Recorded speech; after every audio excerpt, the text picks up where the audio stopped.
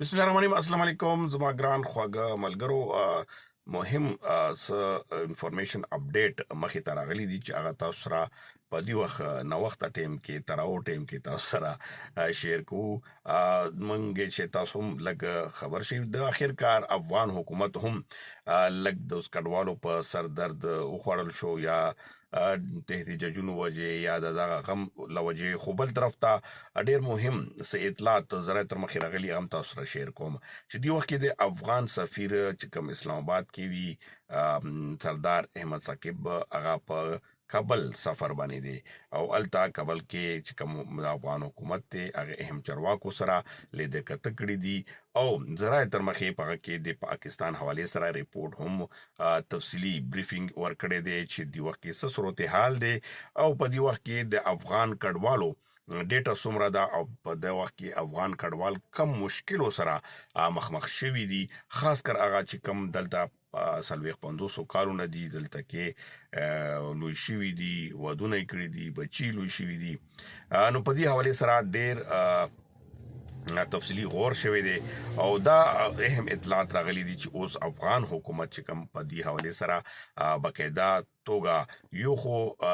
چې کوم بیان مخې ته راغلی دی هغه دغه دی چې پاکستان زمونږه مسلمان او خوږ ورور دی او په دې حواله سره مونږه پاکستان سره باقاعده خبرې کول غواړو او دایم ویلي دي چې مونږه خپل چې کوم خلک دي هغه مونږه غواړو چې خپل ملک تراشي، خپل ملک ودان کی آباد کی، خو پاکستان نه وخت غواړو او پاکستان نه په دغه کې لږ مرسته نوره هم غواړو چې کوم دغه عمل دی د اوپسي عمل دی، خاص کر هغه کسانو چې کوم په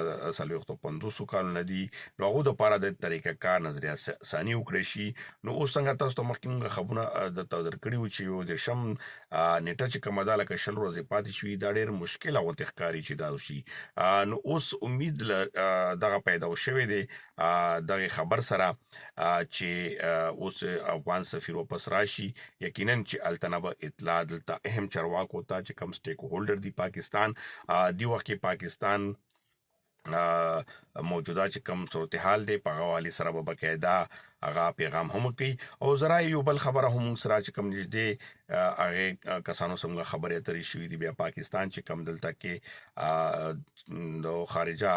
دفتر چرواکی دي هغه مطابق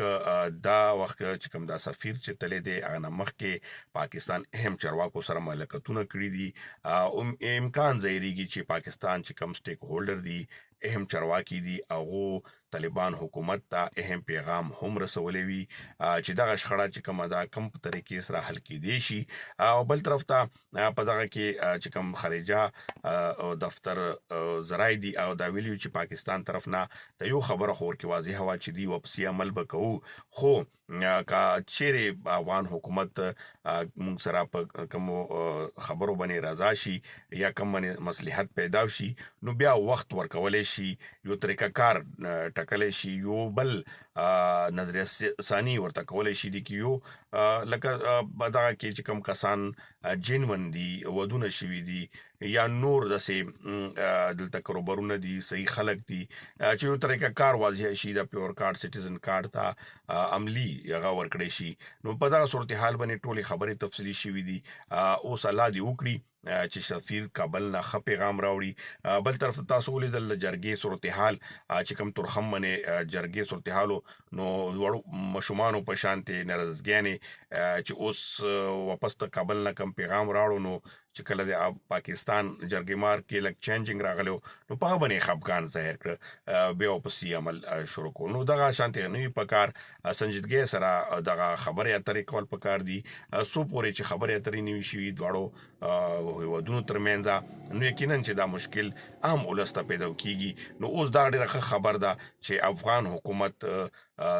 سر درد پیدا شو، اخر کار دغه کډوالو ته لږ زړه وخوږېدل او په کار هم دا ده چې خپل ملک خپل وطن